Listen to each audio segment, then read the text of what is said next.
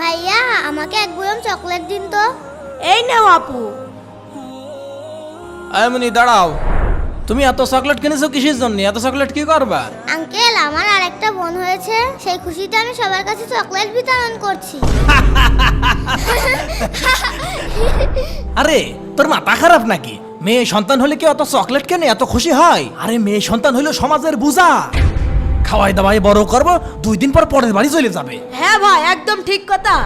ভাই আমি তো বেঁচে গেছি, আল্লাহ আমার ঘরে 3খান ছেলে দিয়েছে, কোনো মেয়ে দিইনি। এই দেখ, ছেলে একখান বড় করছি, এই ছেলে বড় করে ইঞ্জিনিয়ারিং পড়াবো আর খালি টাকা কামাবে টাকা। আঙ্কেল আপনি মনে হয় জানেন না, মেয়ে সন্তান আল্লাহর রহমত। আমাদের নবীর ঘরেও মেয়ে সন্তান দিয়েছিলেন, তাছাড়া ওর মাও তো একজন মেয়ে, আপনাদের মারাও তো একজন মেয়ে।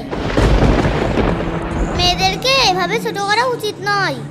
মামুনি, আমি বুঝতে পারিনি, আমার এইভাবে বলা উচিত হয়নি, তুমি আমাকে মাফ করে দাও। ঠিক আছে, আপনি আপনার ভুল বুঝতে পেরেছেন, এই আলহামদুলিল্লাহ।